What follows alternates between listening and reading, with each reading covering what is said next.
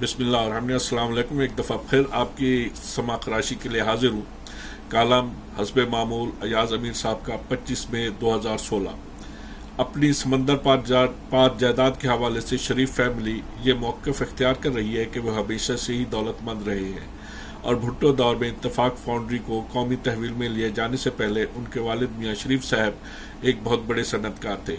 शकूक को शुबहात को एक तरफ झटकते हुए मान लें कि शरीफ फैमिली सरवत में टाटास और बरलास के मुकाबले की थी, लेकिन असल सवाल अपनी जगह पर मौजूद के पुरतायुश बेफर्स तो एक तरफ, क्या उन सुनहरे दिनों में उनकी बरतानिया में एक मरला ज़मीन भी थी जब वो इत्तफाक फाउंड्री, जिसका पहला एड्रेस कोट लखपत नहीं बल्कि ब्रांथ रोड था, में लूहे और फौलाद साजी में आलमी रिकॉर्ड कायम कर रहे थे, तो वहाँ जायदाद रखना तो दरकिनार, क्या वो मेफेयर के नाम से भी वाकिफ थे? हमें वो कुछ बताया जाए जिसे हजम करना आसान हो सकता है कि 1970 की दहाई में इत्तफाक फाउंड्री एक फरोख पजीर सनती यूनिट हो, लेकिन शरीफ फैमिली की कभी भी दाऊद, वलीका और आदम जी या दीगर 22 खानदानों के मुकाबले की ना थी। उनकी दौलत को उस वक्त पर लगे जब जिनकी कुव्वत परवाज दोबारा कभी मांग पड़ती दिखाई ना दी, जब वो ज़ियाद दौर में गवर्नर पंजाब लेफ्टिनेंट जनरल गुलाम जिलानी की हिमायत हासिल करने में कामयाब हुए। एक कहानी बयान की जाती है कि गवर्नर जिलानी लाहौर में एक घर तामीर करा रहे थे, तो इस खानदान के बड़े तामीराती काम की निगरानी करते थे। यकीन करें, एक घर की कीमत में बहुत से मामलात पर नजर रखनी होती है, जैसा कि रेत, सीमेंट, सरिया, ईंटें, अफरादी कुव्वत वगैरह की फ्राहमी। जब आप अपने जेर तामीर घर का दौरा करें और आपको वहां एक मुस्तैद शख्स इन अमूर का ख्याल रखता मिले, तो उसकी आपके दिल में कितनी कदर बढ़ जाएगी। जब जिया अमरियत को सिविलियन चेहरों की जरूरत महसूस हुई तो जनरल जिलानी तक रसाई का फायदा हुआ और नवाज शरीफ को 1981 में पंजाब का वजीर खजाना बना दिया गया। इसके बाद फिर उन्होंने मुड़कर ना देखा। 1985 में जनरल जिया ने एक मजहका खेज रेफरेंडम के जरिए बतौर सदर अपनी पोजीशन मजबूत कर ली। रेफरेंडम में पूछा गया सवाल यह था कि अगर आप इस्लाम चाहते हैं तो जनरल जिया अगले 5 साल के लिए सदर होंगे। इसके बाद सूबाई और कौमी असम्बली के इंतखाबात हुए। पीर पगाड़ा साहब की सिफारिश पर मोहम्मद खान जुनेजो को वजीर आजम बना दिया गया। फिर यह सवाल पैदा हुआ कि पंजाब का वजीर आला कौन हो। पीर पगाड़ा मलिक अल्लाह यार खंडा को, जबकि गवर्नर जिलानी नवाज शरीफ को इस ओहदे के लिए चाहते थे। दरअसल गवर्नर जिलानी तमाम पत्ते पीर साहब के हाथ नहीं देना चाहते थे। चुनाचे नवाज शरीफ की लॉटरी निकल आई। ताहम शरीफ फैमिली के जहन में हमा वक्त सियासत ही नहीं छाई हुई थी। जिस वक्त नवाज शरीफ वजीर खजाना और बाद में वजीर आला बने तो इसकी सनती तरक्की का दौर धमाका खेज अंदाज में जारी कामयाबी की नित नई मंजिलें तय करता रहा। भुट्टो ने इत्तेफाक फाउंड्री, जो उस वक्त शरीफ फैमिली की मिल्कियत थी, को कौमी तहवील में लिया था, लेकिन फिर उन्होंने रियासती बैंकों से कर्जा लेते हुए एक के बाद दीगर शुगर मिलें और दीगर मिलें कायम करना शुरू कर दी। इस बरकरफ्तार सनतकारी ने अयूब खान के पहले 5 साल प्लान को कहीं पीछे छोड़ दिया। इस दौरान जब मिलों की मशरूम ग्रोथ हो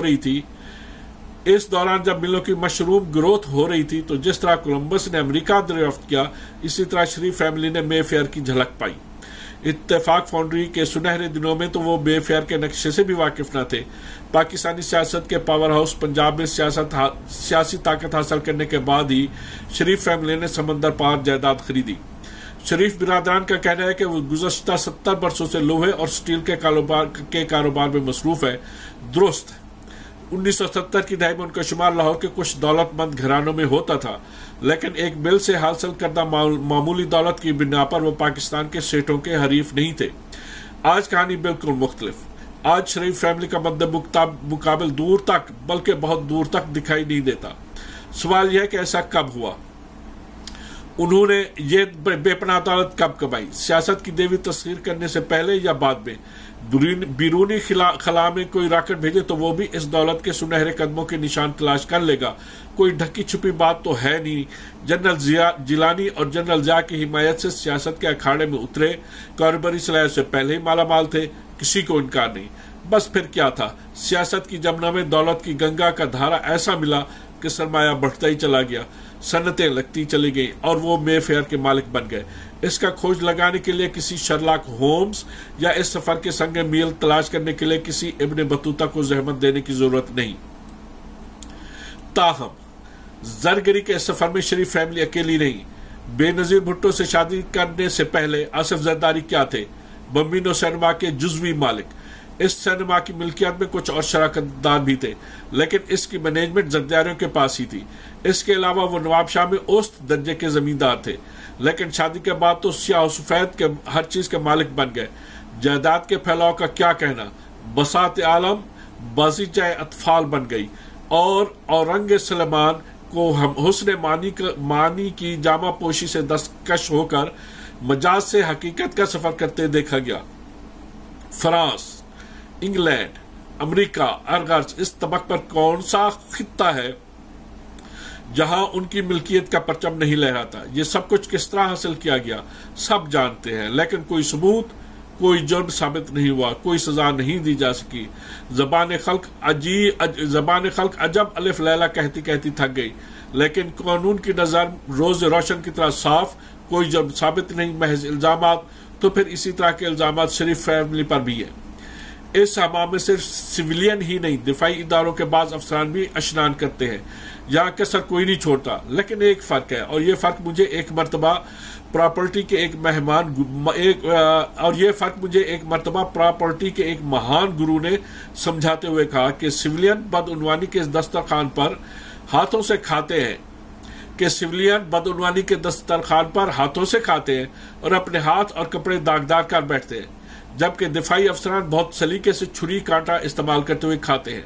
यह बात ताज्जुब खेज दिखाई देती है कि एक फौज जो आज एक सख्त जान लड़ाका फोर्स में तब्दील हो चुकी है और जिसके जवान और अफसरान अपनी जानों का नजराना पेश कर रहे हैं, वो अभी तक रियल एस्टेट बिजनेस से मुंसलिक रहे।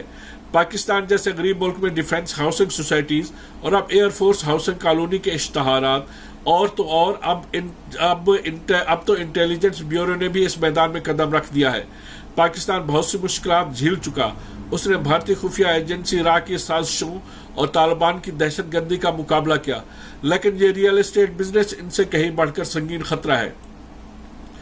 बदउनवानी का ताल्लुक सिर्फ अखलाकियात से नहीं, बुरी सियासत से भी होता है। हमें बेहतर गवर्नेंस, मजबूत और मुस्तहकम जमहूरियत और मुआशी तरक्की की जरूरत है। ताहम हमारे हुक्मरान अपनी समंदर पार जायदाद के तिलस्म के असीर है। तूरखम बॉर्डर बंद कर दिया जाता है तो अफगान सफारतकार ने उसे खोलने के लिए किससे मुलाकात की? हुकूमत से नहीं, बल्कि आर्मी चीफ से।